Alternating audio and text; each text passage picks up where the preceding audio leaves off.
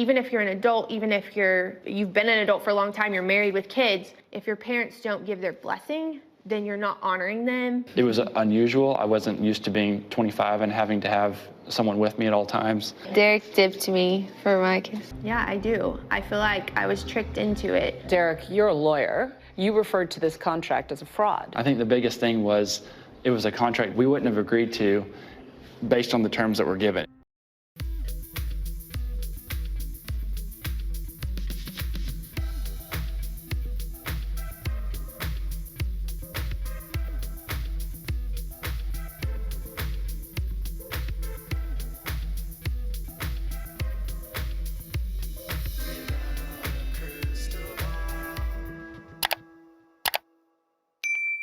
Hey friends, it's Katie from Without a Crystal Ball. Welcome back to my channel. It is Monday, February 12th, 2024. I hope everyone is having a wonderful day.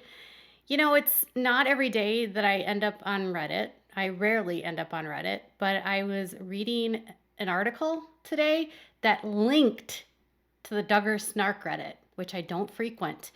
But there was this AMA, Ask Me Anything, with someone that was a witness in Josh Duggar's case that I thought was kind of interesting. And I wanted to share a few details that they shared that I have not shared on my channel. I believe other creators have probably seen this before, but it's new to me. The Josh Duggar case in the Supreme Court, yeah, they're still trying to get that heard by the Supreme Court, though I'm pretty sure the Supreme Court is busy with other details. P.S. I had a nightmare last night, and this is what happened. In my dream, Josh Duggar's appeal went through and they tossed out his conviction, and then they gave him a bond of $40,000, and people were raising that money to get him out.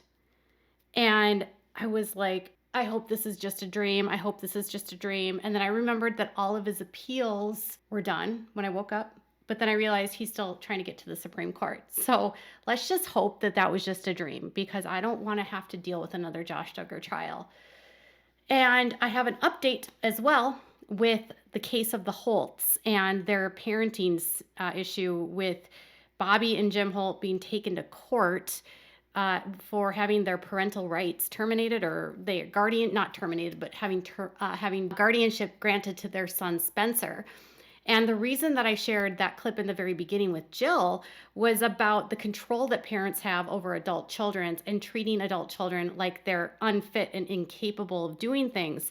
And this is actually a claim that comes up in Jim and Bobye Holt's declaration to the court, or their response to this, and why they don't feel that their son is fit to take care of their kids. So let's dive into this topic. Before we do, make sure to give this video a thumbs up. Please subscribe to my channel if you haven't subscribed. Thank you so much. We are getting so close to 365,000 subscribers. I'd love to reach that number today or tomorrow.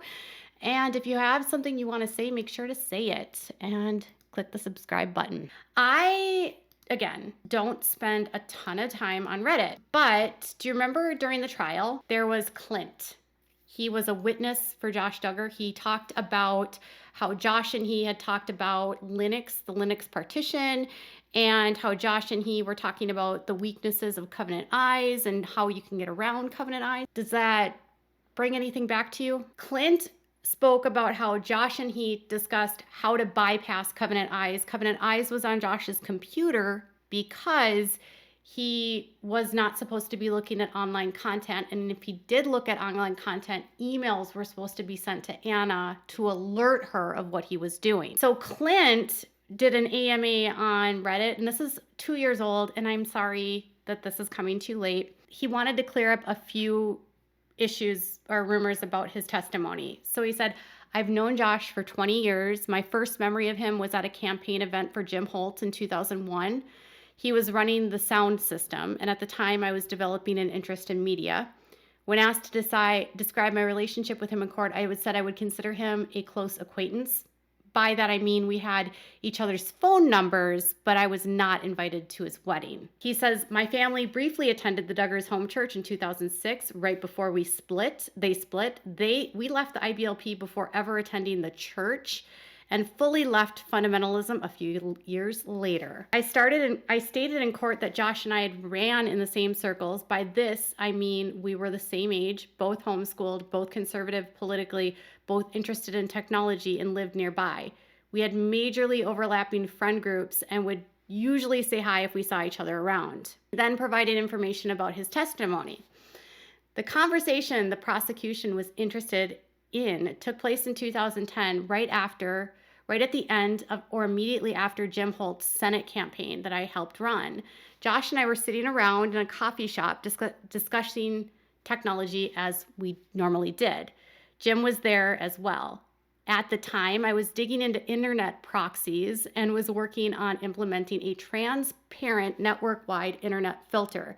I think like you have at work in a corporate environment. My family had stopped using Covenant Eyes earlier because of issues we had found with it. As part of the conversation, I was explaining to Josh why I thought he needed to consider a better filtration system other than Covenant Eyes.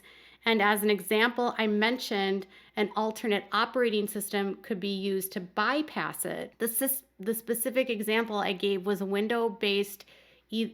Either he or Jim asked if it could be done with Mac OS as well, and I was not sure. We then discussed Linux as another option.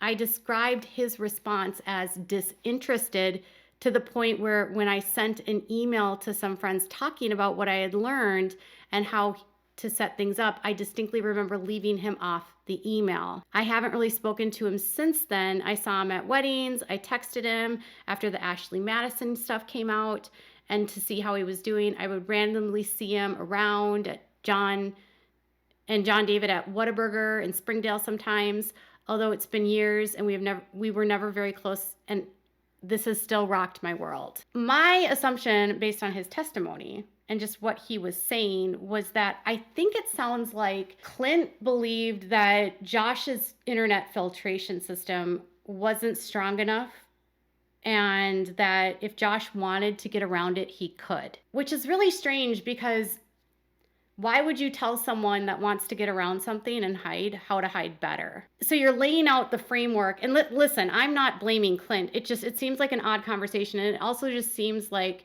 some sects of these fundamentalists just feel like all parts of the internet are scary and like one foul swoop and you're down a rabbit hole of terrible. While some people were interested in learning more about filtration, apparently Josh used that information to become a better hider. And we know now that Linux was actually a huge part of how he hid things from Anna because it was that separate server that was on his computer. He also revealed that he was contacted very late in the process. So he says, I was contacted very late in the process, less than a month before the trial. I've explained it a few times, but the short version is I was at some friends' houses discussing the upcoming trial and mentioned that Josh and I had discussed Linux before. Later that week, someone else at the party was interviewed by Homeland Security and mentioned what I had said. They called me that afternoon and evening, and I had a subpoena a week later. I did not testify until nearly a week into the trial.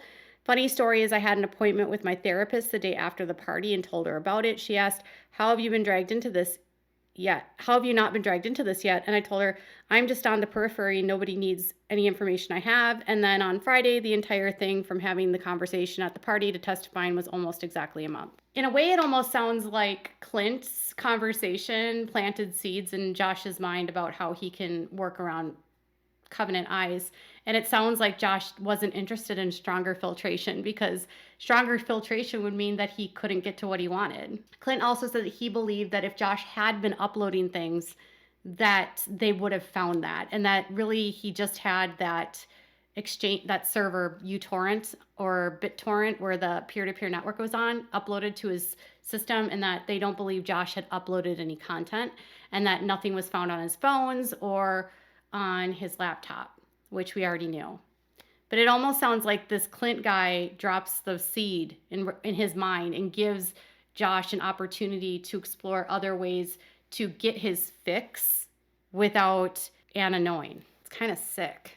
But good for Clint for coming forward and sharing that, because that testimony was powerful, because one of the issues was they were trying to say at the trial that Josh was computer inept and he had a homeschool education, so he didn't really understand technology, and he barely had a GED. And Clint saying, well, no, we both talked about technology and we were techie guys. So Josh Duggar's techie friend speaks out. Now, again, this is old, but I haven't talked about it before and I hadn't seen this. On to the next topic, Jim and Bobye Holt. A couple weeks ago, last week actually, I said that Spencer Holt, Jim and Bobby's second oldest son, I think he's like in his early 20s, 23, maybe 24, had put in a request to the court for emergency guardianship of his siblings, and that the judge had requested a hearing on February 16th. And then the judge didn't give him temporary custody immediately of the children. And instead, he said, we're going to just do a hearing or a trial on the 16th, and we'll see how this goes and get more information then. So the Jim and Bobby were served, and they have hired an attorney who has now filed a response in court as of this afternoon, and they're coming out swinging against their son. And while I can't see totally what's included in their petition, there's a couple pieces in here that give us a kind of some details about what happened. And it sounds like these restraining orders are a part of this process. So it says, in response to, they're denying almost everything, but it says, in response to paragraph 7, number 7 through 9, respondents admit that 2 orders of protection were consented to without an evidentiary hearing being held. Oh my God, you don't need an evidentiary hearing for these. Bobby has since removed the order of protection. The order of protection against Samuel, based on conduct that was alleged to occurred after Samuel was adult, is still in place. To the extent that any further response is required, respondents deny the allegations. So Jim is going to only admit to doing things to his adult children, and they're really going to stand on that platform of, we only do this to our kids once they become adults, which literally makes no sense. And Bobby said in her withdrawal of her order that Jim has never touched any of the younger children, only the adult kids, but only when they were in their late teens. Nah. Anyways, so they're going to really lay into this of, well, what happened with Samuel is he was an adult, and we don't do this to our minor children. They want the court to deny and dismiss the petition in its entirety, and that the petitioner take nothing for the attorney's fees, costs, or anything in there. They want, their affirmative defenses are, all allegations set forth in the counterclaim that have not been specifically admitted by plaintiffs are herein denied. They failed to state a claim upon which relief should be granted. Their petition is barred by doctrines of laches, waiver, estoppel, acquiesce, unclean hands, and consent. Unclean hands. The petition should fail as he is not qualified or suitable to be a guardian. So they're literally saying that their child that's an adult, their adult son, is not suitable to take care of his siblings. I'm pretty sure Spencer has a child. So I guess Spencer's okay to raise his own child, but not be a guardian of his siblings that are like in their teens. So again, it's like what Jill was saying is like the parents are so involved and they're like still in control of adults. So I guess even once you're an adult, you're not capable of taking care of kids. He's not suitable to be a guardian. They also say that although guardianship is not needed to the extent that one would be, they would rather have Mike and Shauna McPherson be appointed guardians of the wards pursuant to codes, blah, blah, blah. It should also fail as guardianship is not needed or desirable to protect the interests of the wards. So they're denying that there's any reason to protect these kids. And they want to give them to Bobby's sister and her husband, who are more under control than Jim Holt than Spencer is. And I would assume is more of fundamentalism than Spencer is. They should also said petition should fail because neither James or Bobye Holt are unfit. They have the right to raise any affirmative defense available. They reserve the right to raise additional affirmative defenses that may be discovered throughout the proceeding. And they've fully responded to the petition and request this court deny and dismiss in its entirety, and that the petitioner take nothing for their attorney's fees and costs that they've incurred. So it's like a fight right now. Now, on top of that, they're asking the court to approve a guardian ad litem to determine what the best interest is for the kids. And the funny part here is that they found the ad litem themselves. So it's someone that they trust. Anyways, so it says, before the court is a petition for guardianship filed by petitioner Spencer Holt. The basis for petitioner's petition is physical and mental abuse. As such, the petitioner should be in agreement that an attorney ad litem would be proper in this case. If this physical and mental abuse are truly a concern, then an attorney ad litem should be appointed immediately, and respondents believe it is in the children's best interest for their minor children to be appointed an attorney ad litem. I think they made guardian ad litem maybe. Either way, they could totally coach the kids to say anything at this point. Giving the hearing to be set for Friday, February 16th on issues of physical and mental abuse. An emergency exists and an attorney ad litem with availability to meet with the minor children should be appointed. Counsel for the respondents has communicated with Caitlin Schulk, who has availability to meet with the minor children this week to begin her representation. As such, respondents request the court appoint Caitlin Schulk attorney ad litem over the minors. This court should make a final determination as to the respective parties' responsibilities for payments of costs and fees associated with the appointment of the attorney ad litem. So they want the court to appoint an attorney ad litem that they found, which is an attorney that's for the kids, that would represent the kids' best interests, but it's someone they approve of and are wanting to have the kids work with the kids, which feels a little bit like they could coach their kids to lie, like they've done in the past, in my opinion. And it says this motion is not filed for the purpose of delay or harassment, but it's filed to promote the best interests of the children and interests of justice. On the one hand, it's good to have a set of eyes outside of them. But on the other hand, I feel like them picking the attorney ad litem ultimately is a conflict. In my opinion, I'm not an attorney, but it just knowing the Holts, knowing how Jim operates, knowing how manipulative he can be and how charming he can be on the surface, it feels like this could be a tactic of manipulation on his part and coaching could be in place for the kids. Now, the kids, some of them are like 17, 16 years old.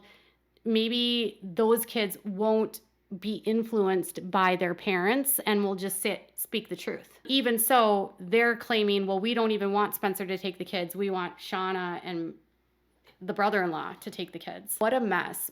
I would think at some point for the older kids, they would have the right to choose where they want to go. And maybe they want to be with Spencer. Maybe Spencer filed it because they asked him to. Just a thought. But it seems like Jim and Bobye Holt are going to try to paint Spencer and Samuel as the problem and completely gaslight that Jim has done nothing to the minor children and that they're going to try to use this guardian ad litem to try to clear Jim, which I just hope those kids will be honest for their own safety. And this proves now that Jim and Bobye Holt are connected again, unified in their cause, and committed to this, which makes me very sad for Bobby and the kids. Do you think Jim Bob's involved in this? Tell me what your thoughts are in the comments below. Bye, guys.